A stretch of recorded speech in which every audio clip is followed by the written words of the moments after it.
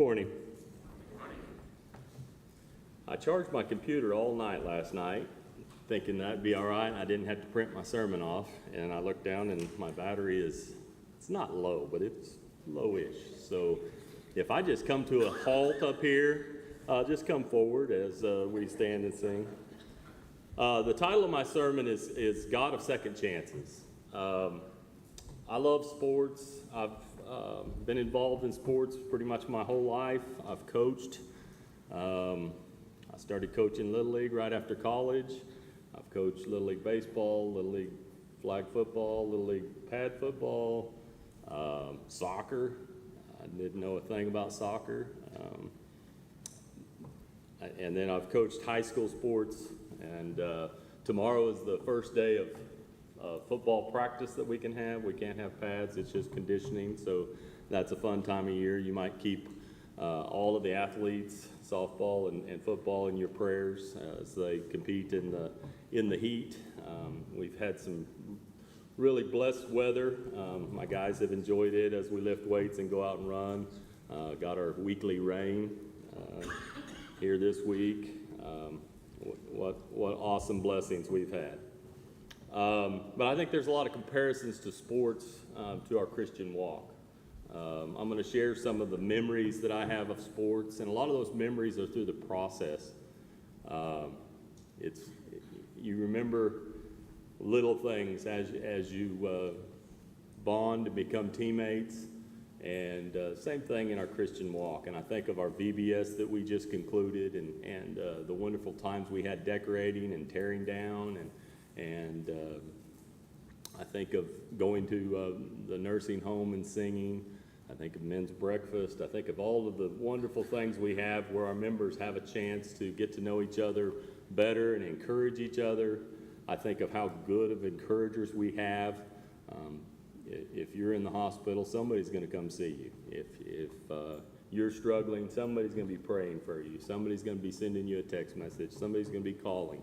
And we do such a good job. And sports are like that too. And I wanted to get a clip, but I'm not very tech savvy. I should have worked at it a little harder. But do you remember the old Wide World of Sports clip that would play in the 70s and 80s, and talked about the thrill of victory and the agony of defeat? And I can still see that guy coming down the ski jump, and right as he's about to jump, he falls off the side and just tumbles down, and I can hear the music playing. The human drama of athletic competition, that was the words that they would say. And I love every part of that. The process in sports is full of the best teaching moments. The practices, the weightlifting, the training, running sessions. I can remember the old Coach Ketchel. We've got a new one that might be better than the old one, but those track practices were not fun. He called it the pain train, and he meant it. But I can remember Shannon Butler would have his Jeep out there, and he had that thumping bass, and he would play songs for us while we were running. And you couldn't only hear it, you could feel it clear across the track. And it made it more enjoyable, as enjoyable as it could be. But we had a lot of good times. The bus rides, the team building, the camaraderie. These times are critical, and they lead to individual accomplishments, wins, and championships. I love the relationships that are formed in sports. I had a young man that I coached. He now has twin daughters, and they just celebrated a birthday, and I love it when they include me in their kids' life, and seeing them grow up and be. I brought Kleenex up here with me this morning. They include me in their life, and to see them grow up and be productive young men and women. I've also coached girls softball and girls basketball, and so I have a lot of athletes that I get to be proud of now that they're adults and they're doing well in life. I just wanted to share some of the memories that I have from my sports. My sophomore and junior year, hooker football stunk. We were no good. It was not like we are currently. Hooker is on a roll right now and enjoying unparalleled success. They've never won at a rate like they're winning right now. My sophomore year, we went out to Clayton, New Mexico, our first game, and we were talented. We had a lot of talent. Thought we'd win quite a few games. We played Clayton, ended up in a 0-0 tie. I didn't even know you could tie, but in New Mexico, apparently you can. That was the closest we came to a win that year. We were 0-10-1. The next year, we didn't like that, going through a whole season without winning, so we all decided we were going to do something to show our team spirit, so we all shaved our heads. That was not a great idea. We looked silly. Some of us don't have heads that should be shaved. They look like a potato, and it didn't translate to any wins. Again, we were talented, but Ty Hussey broke his collarbone. Clint broke his collarbone. We had a lot of people that were injured. I think we ended up the season with like 13 players, and that you can't even practice when you're 11 man. You don't have 22 players. You can only practice against half of the line when you have that few of players. So it was adversity, and it was tough times. But at the end of that year, so we were 0-10, and our last game was against Turpin. And our town and our booster club and our parents made a big deal of it. We're going to break this drought. It's been 22 games since we've won a game. A lot of kids on the team didn't even know what it felt like to win a football game. It was a miserable experience to just continue to just, and we didn't just get beat. I can remember some of the scores. Laverne beat us 75-0, and it could have been 275-0 if they wanted it to be. It was bad. Roy Smotherman was the mayor of Hooker at the time, and he did a big proclamation and came to a pep rally, and he proclaimed that was going to be the week that we were going to break the drought. And they made a big deal, had big pep rallies, and we rallied around it, and we won that game and beat Turpin, big rival. We celebrated like we had won the Super Bowl or something, and all we had done is won our first game in 2 years. But I'll never forget the fans. There was tears. Kids jumped in the swimming pool with their uniform on. I don't know how they didn't drown. They had their helmet. It should have gone right to the bottom, but we were so celebratory and so happy, and we shared in each other's success. Just a lot of people went into that, and those memories, even though we weren't very good, that memory will stick with me forever. Another memory, this is a silly memory. When I was in college, our second baseman, he was just his smile would light up a room, and he was like he was so quiet, and he just didn't talk much. But we had a coach that thought if you were 5 minutes late or 5 minutes early, you were already late. So we would come to our meeting rooms. If it ever rained, we didn't just get the day off. We had to go have a classroom session about baseball. And so we were in there waiting on Coach to get there. And there was always a piano in that room for whatever reason. And Jimmy would sit down at the piano, and nobody knew he could play the piano until he did it the first time, and then it became a mainstay.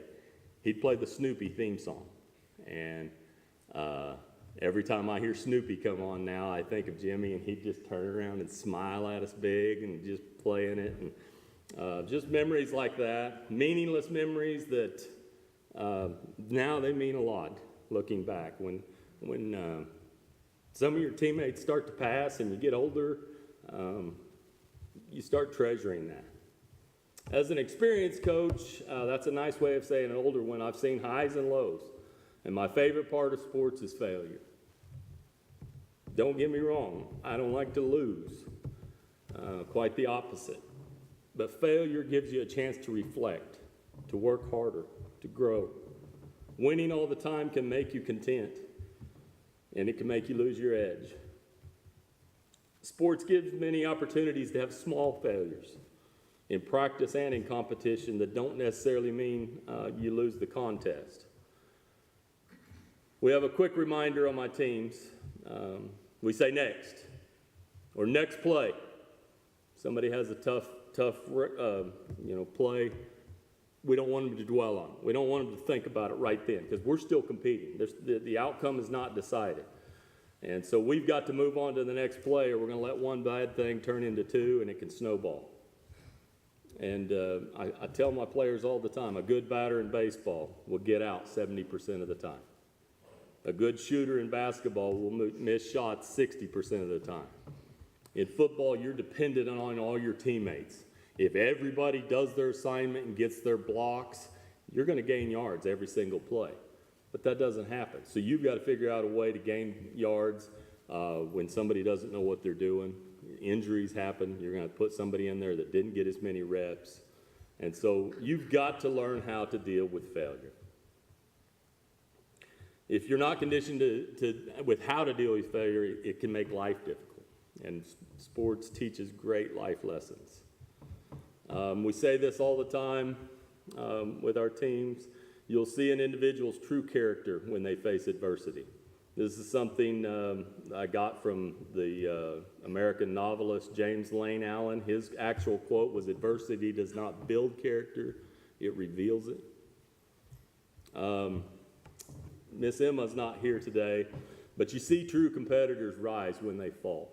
And her story at the state track meet this past year was inspirational. And I'm so glad that she was rewarded for it and her team was rewarded for it. Because when she gave it her all and her body gave out and she went down and she fell, nobody would have blamed her if she had stayed there. Nobody would have thought anything of it if she didn't finish the race. She was injured. She scratched herself up good. And just the disappointment of not being able to hold that girl off.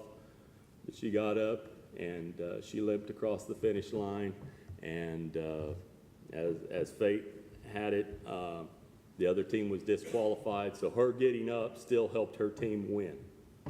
And I just thought that was such an inspirational moment. Mistakes and failure sometimes lead to second chances, a chance at redemption. I think some of these lessons of resilience can help us in our spiritual walk. Our God is a God of second chances. Romans 3:23 says, "For all have sinned and fall short of the glory of God." We will fail God, probably many times as we fall to temptation. Our faith in our God is what is important. We must believe, we must obey, we must make the most of our second and our third and our fourth chances. The Bible is full of characters that have had second chances and third chances. Not because they deserved them, but because they had faith and they turned to God when they failed. And he had a plan for them. Moses disobeyed. Abraham lied about Sarah being his wife because he was afraid. Sarah laughed when she was told she was going to have a child well beyond childbearing years. Samson pretty much struggled his whole life right up until the very end. David was a murderer and an adulterer. All of these and more. I think of Rahab. I think of, just so many heroes of the faith that they were flawed. They were imperfect. They failed. They're heroes because of their faith in our God, and our God is a God of mercy and second chances. God used flawed characters in his people's history to give hope to us today. I want to focus this morning on the prophet Jonah. He's one of my very favorite characters in the Bible because he's so relatable to me. The book of Jonah uses Jonah as an archetype to Jesus. You see some similarities in their stories and some foreshadowing of some events in the Messiah's life. You also see differences. At the beginning of the story, in chapter 1, Jonah is told by God in verse 2, "Go to the great city of Nineveh and preach against it, because its wickedness has come up before me." Jonah had other plans. Jonah heard God, and he went to Joppa, paid for passage on a boat, headed for Tarshish, which was about as far away from his task as possible. He thought he would run and hide from God and the command he'd been given. What are you thinking, Jonah? In my life, what are you thinking, Clay? We all run from our responsibilities at times. We all fail on things that we know to do. It wasn't long before God sent Jonah a reminder. In verse 4 it says, "The Lord sent a great wind on the sea, and such a violent storm arose that the ship threatened to break up. All the sailors were afraid, and each cried out to his own God, and they threw the cargo into the sea to lighten the ship. But Jonah had gone below deck, where he lay down and fell into a deep sleep. The captain went to him and said, 'How can you sleep? Get up and call on your God. Maybe he will take notice of us so that we will not perish.'" I love this foreshadowing that this story of Jonah, who brings salvation to Nineveh, has with Jesus, who brings salvation to mankind. I think it's interesting how this story description slightly differs in the Gospels of Matthew, Mark, and Luke of the foreshadowing event that Jesus went through. In Luke, it says, "As they sailed, he fell asleep." Luke is a little bit more cut and dried on how he describes it. "As they sailed, he fell asleep. A squall came down on the lake so that the boat was being swamped, and they were in great danger. The disciples woke him and said to him, 'Teacher, don't you care if we drown?' He got up and rebuked the wind and the raging waters. The storm subsided, and all was calm. 'Where is your faith?' he asked his disciples. In fear and amazement, they asked one another, 'Who is this? He commands even the winds and the water, and they obey him.'" Mark's account of the events: "A furious squall came upon them, and the waves broke over the boat, so that they were nearly swamped. Jesus was in the stern, sleeping on a cushion. The disciples woke him and said to him, 'Teacher, don't you care if we drown?' He got up, rebuked the wind, and said to the waves, 'Peace, be still.' Then the wind died down, and it was completely calm. He said to his disciples, 'Why are you so afraid? Do you still have no faith?' They were terrified and asked each other, 'Who is this? Even the wind and the waves obey him.'" And Matthew's account: "Suddenly a furious storm came up on the lake, so that the waves swept over the boat. But Jesus was sleeping.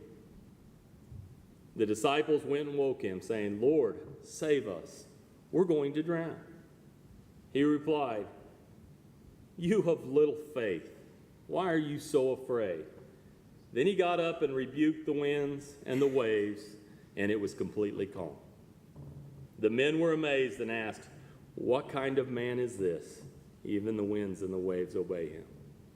And I just like comparing the different accounts of various stories when they cover the same story, because it's just a different person's point of view. It's just a different person's use of words. If we all witnessed an event and we wrote it, each one of us would have a little bit different viewpoint. Each of us have different skills and backgrounds to where, some person might notice the sky and other people might notice more what Jesus was doing. And so I just think it's really interesting to look at different accounts of events of the Bible. Again, so back to Jonah. So Jonah tells the men on the boat, the storm is about to sink the boat. They're scared. They go and wake him up in the foreshadowing, like Jesus' disciples wake him up. He tells them that he is responsible for their plight. Then they must throw him overboard. I find it significant that when they do, the sea calms, and they have a similar fear of God as Jesus' disciples when he calms the storm. In verse 16, it says, "At this the men greatly feared the Lord, and they offered a sacrifice to the Lord and made vows to him." These are seamen that They've seen storms. They've seen weather events. This scared them. This rocked them. And it made them fear God and made them make vows and sacrifices to Him. Now Jonah's in the sea. And again, I'm relatable to Jonah here when we read his prayer in a moment. I'm not a great swimmer. I almost drowned with Willie one time. We were swimming, and I had bought a $40 pair of shoes, and I thought they were really cool, and they were about to make me drown. And instead of kicking the stupid shoes off, I kept thinking I was going to make it to the rock. Willie swims like a dolphin, and I swim more like I don't know. What swims bad? Me, a rock? Yeah. I swim like a clay Witt, and it wasn't going well, and I thought I was going to drown. So the thought of me being overboard on a ship without a life jacket, without a lifeboat, even if I have those, I'm going to be terrified. I'll start thinking about what is under the boat and what's under my feet here in this life jacket. Terrified. But God did not let his servant drown. He still had plans for Jonah. If he was not a God of second chances, he could have let Jonah pay for his disobedience and had someone else complete the task. God provides a fish to save Jonah. And I'm not trying to add or subtract from the scriptures here. Strictly my imagination. Kind of like Paul Harvey, the rest of the story. But you go from the huge fear of the depth and drowning and you're sinking. Now you've been swallowed by a fish, a great fish. And talk about going from the frying pan into the fire.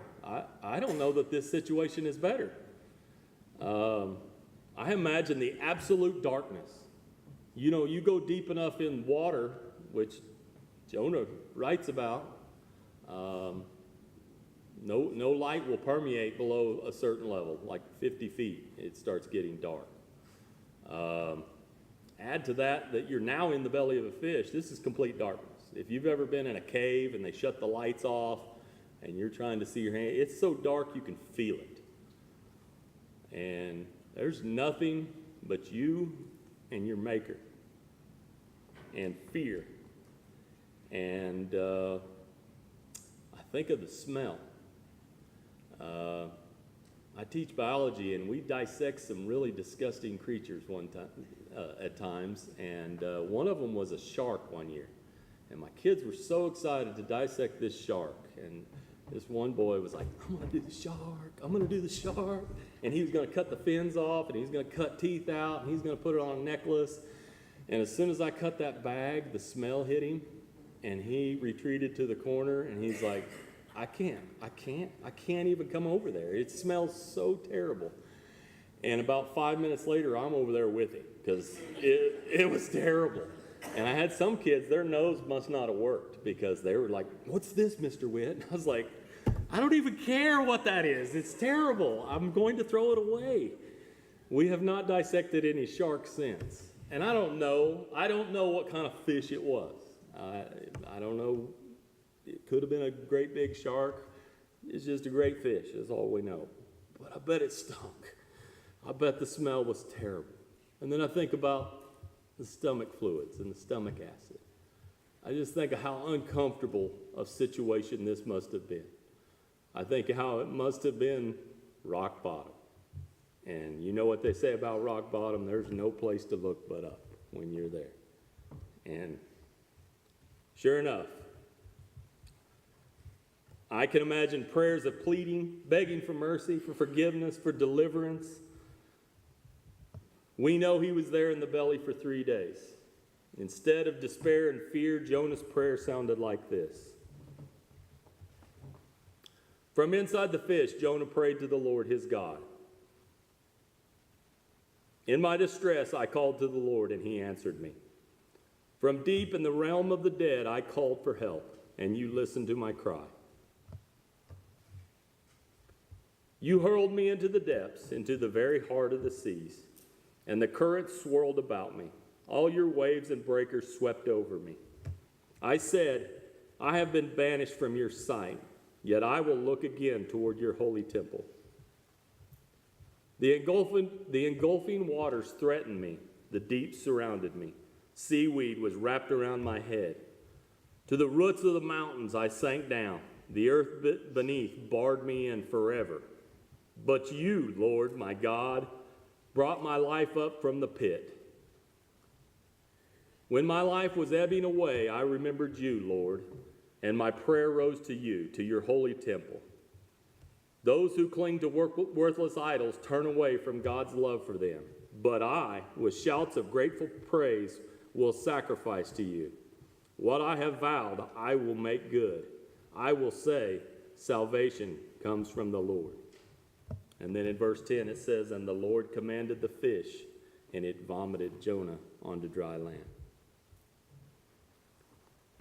Instead of dwelling on the bad situation he was still in, Jonah struck a tune of thanksgiving and praise for his salvation and mercy from God. Now, that's something that I don't know that I can relate with Jonah. I think I would have been a complete and utter wreck. But I would have been a complete and utter wreck when I was drowning in the ocean as well. So maybe I would have seen that as salvation. Again, we have parallels to Christ. Just as Jonah spent 3 days in the belly of the great fish, Jesus also spent 3 days in the grave. Matthew 12:40 says, for just as Jonah was 3 days and 3 nights in the belly of the fish, so will the Son of Man be 3 days and 3 nights in the heart of the earth. Finally, in chapter 3, God gave Jonah a second chance. This is that chance of redemption. Then when the Lord came to Jonah a second time, go to the great city of Nineveh and proclaim to it the message I give you. Can you imagine this second chance? Can you imagine getting this command again after the ordeal you just went through? Can you imagine how quick he probably was to say, yeah, I'll go to Nineveh. Where else do you want me to go? I can't wait. You tell me where else, let's go. Jonah obeyed the word of the Lord and went to Nineveh. Good choice, Jonah. We all fail. We continue to fail. If you've been struggling with failure, this is my call to you. Next play. Don't dwell on your failure. Let go of the guilt. Let go of the regret. Don't wallow in misery. You serve a God of second chances. Hear his call and obey like Jonah finally did, and you too can fulfill God's plan for your life. If we can serve you in any way this morning, please come forward as we stand and sing.